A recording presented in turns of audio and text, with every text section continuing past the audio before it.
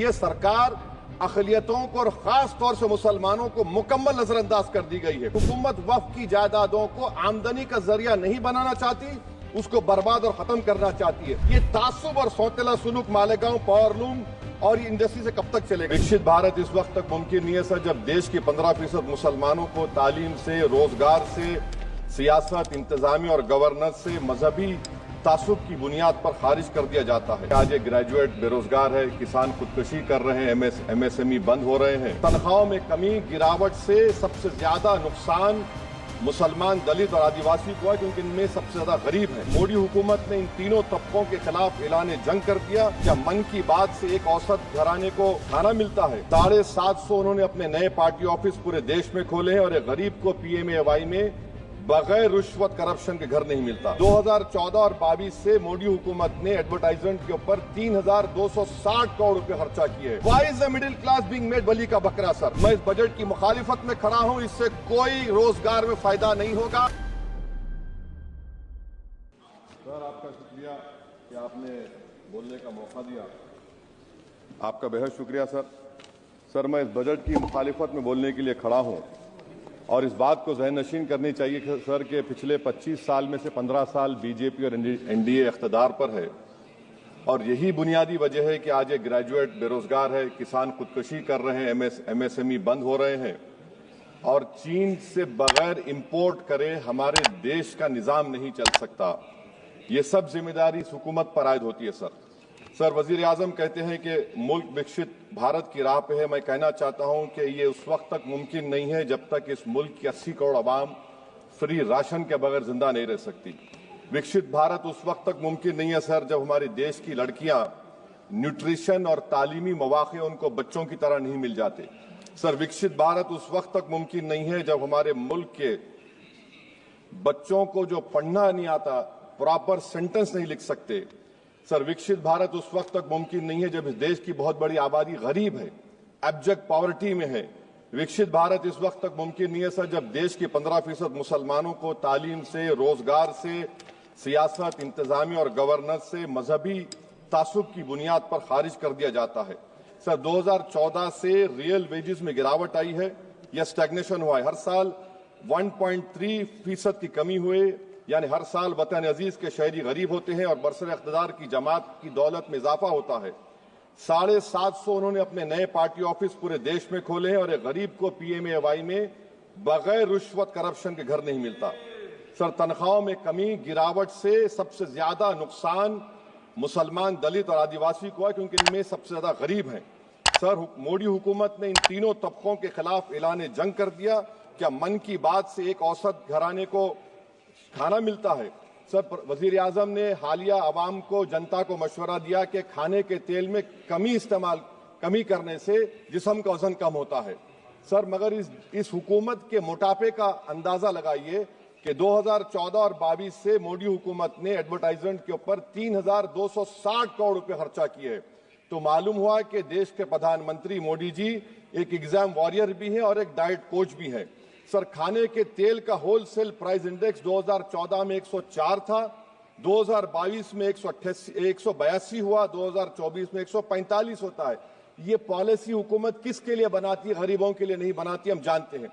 Sir, 80% Bharat की आबादी micro nutrient deficiency है, सफर करती है। हेल्थ के बजट को हम देखें sir, as a percentage of total budget spend and share of GDP, इसमें कोई इजाफा नहीं हुआ है सर, बल्कि इसका शेयर 2018-19 से कम है। जब हेल्थ सेस लागू किया गया था, हजारों करोड़ हेल्थ सेस कॉर्पोरेट्स और इनकम टैक्स लोगों ने दिया, हमारे हेल्थ सेक्टर में कोई काम नहीं हो रहा है। सर, तालीम पे आ जाइए। इकोनॉमिक सर्वे जो रिसेंटली ले हुआ है इस हाउस में, जिसमें डेटा ये बताता है कि स्कूल रिटेंशन क्लास 1 to 10 63.8 और हायर सेकेंडरी में क्लास 1 to 12 45.6। मतलब यह है कि सर, एक 1/3 हमारे बच्चे 10वीं तालीम को मुकम्मल नहीं करेंगे और आधे से ज्यादा 12th की तालीम नामुकम्मल करेंगे।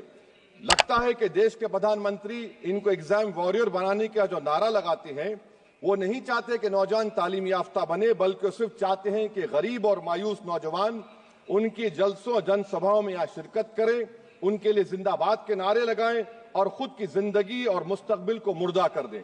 सर सच्चाई यह है कि हमारे नौजवानों का एक बहुत बड़ा तबका बेसिक मैथमेटिक्स पढ़ नहीं सकता और अपनी मादरी जबान में एक जुमला नहीं लिख सकता। सर जो सौतेला तासुब रवैया अक़लियतों के साथ हुकूमत कर रही है, इसकी मिसाल यह है कि वजारत अक़लियती बहबूद का बजट पिछले साल से कम हो गया है। सर मैं एग्जाम्पल दे रहा हूं आपको, जो pre matric, post matric, MANF, free coaching, interest subsidy education loan है, एलोकेशन फॉर एजुकेशन एम्पावरमेंट में जबरदस्त कमी आई है। सर पिछले साल 1575 करोड़ था सर, इस साल 678 करोड़ कर दिया गया है। सर सेंट्रल सेक्टर की जो स्कीम्स है जिसमें education, empowerment, skill development, PM विकास है, 2024 में 2120 करोड़ में से सिर्फ 770 खर्चा किए गए। सर 2025-26 में उसको 1237 करोड़ कर दिया गया। सर मैं ये सरकार अक़लियतों को और खास तौर से मुसलमानों को मुकम्मल नजरअंदाज कर दी गई है। प्री मैट्रिक स्कॉलरशिप सर पिछले साल 326 करोड़ में से 90 करोड़ रुपए खर्चा किए गए। पोस्ट मैट्रिक में इस साल 65% कमी कर दी गई, सिर्फ 413 करोड़। मेरिट कम मीन सर 33 करोड़ से 7 करोड़ कर दिया गया है। कौमी वक्फ बोर्ड तरक्याती स्कीम, शहरी विकास संपत्ति सर 2023-24 में 17 करोड़ में 8 करोड़ दिए गए, 1 करोड़ खर्चा हुआ। 2024 में 16 करोड़, सिर्फ 3 करोड़ रुपए दिए गए। इस साल 13 करोड़ रुपए दिए गए हैं। तो इससे अंदाजा होता है कि हुकूमत वक्फ की जायदादों को आमदनी का जरिया नहीं बनाना चाहती, उसको बर्बाद और खत्म करना चाहती है। सर स्किल डेवलपमेंट में हमारी दोहर उस्ताद नई मंजिल बिल्कुल खत्म करके रख दिया। अब टेक्सटाइल इंडस्ट्री बर्बादी के दहाने पे आ गई। सर 2016 तक भारत में सबसे ज्यादा रेडीमेड गारमेंट्स हम एक्सपोर्ट करते थे, आज उसमें 14% कमी आई, बांग्लादेश हमसे आगे चला गया। सर मैं एक मिसाल दे रहा हूं, मालेगांव में पावरलूम इंडस्ट्री में जो रोजगार देते हैं, ना उस पावरलूम इंडस्ट्री के लिए ना उसमें लेबरर के लिए कुछ बजट में रखा गया है। RODTEP, ROSCTL में एक्सपोर्ट प्रमोशन की पॉलिसी नहीं बनाई गई। ग्रुप इंश्योरेंस और GIS को क्यों बंद किया गया इन पावरलूम इंडस्ट्री के लिए? और फिर सर PLI स्कीम के बहुत बड़े दावे किए जाते हैं। ये PLI स्कीम प्रो कॉर्पोरेट है, जबकि इसको प्रो माइक्रो होना चाहिए था। मालेगांव की पावरलूम इंडस्ट्री के लिए इंफ्रास्ट्रक्चर डेवलपमेंट है। ये तासुब और सौतेला सुलूक मालेगांव पावरलूम और ये इंडस्ट्री से कब तक चलेगा? सर डेडलाइन, मोदी जी ये गवर्नमेंट डेडलाइन देती है। मेक इन इंडिया का वादा था सर 100 मिलियन जॉब्स, 12 से 14% ग्रोथ। हकीकत क्या है सर? सिर्फ 6% ग्रोथ है। मैन्युफैक्चरिंग एम्प्लॉयमेंट में सर 12.6 2011-12 में था, वो गिरकर 11.4 हो गया 2022-23 में।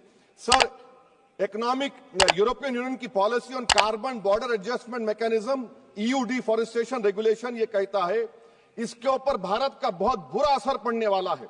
इकोनॉमिक सर्वे ये कहता है कि 9.5 बिलियन एक्सपोर्ट्स में कमी आएगी। क्या पॉलिसी है सरकार की?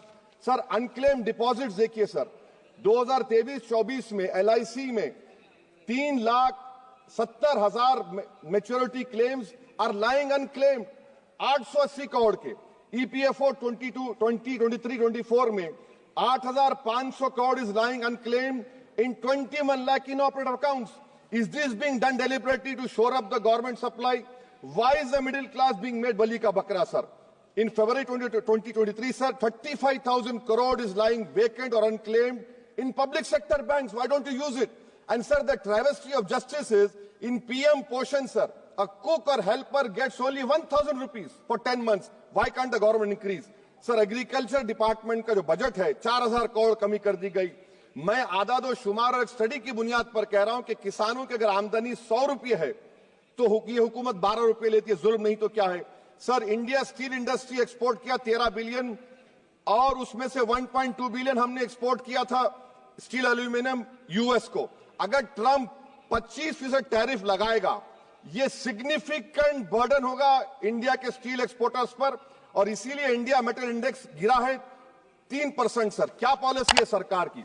सर कंक्लूजन में अब आप देखें, the revenue through income tax is set to increase by 4 lakh crore for BE24, while the corporate tax is only set to increase by 60,000 crore.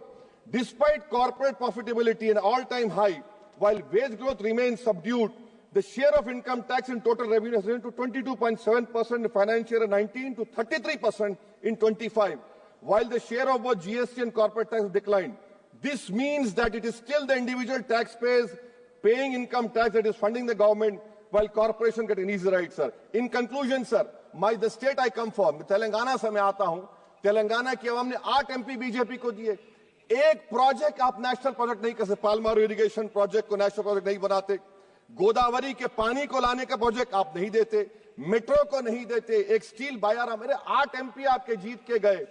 ये लगता है कि बेचारे वो कितने कमजोर हैं कि जिस रियासत से जीत कर गए वहां पर कुछ नहीं कर सक रहे हैं, सर। तो इसीलिए मैं इस बजट की मुखालिफत में खड़ा हूं। इससे कोई रोजगार में फायदा नहीं होगा, विकसित भारत नहीं बनेगा। आप लाख बोल लीजिए, हम 12 लाख का बाजा बजाइए, मगर बाजू GST का एक चौकीदार खड़ा हुआ है चोरी करने के लिए। बहुत बहुत शुक्रिया, सर।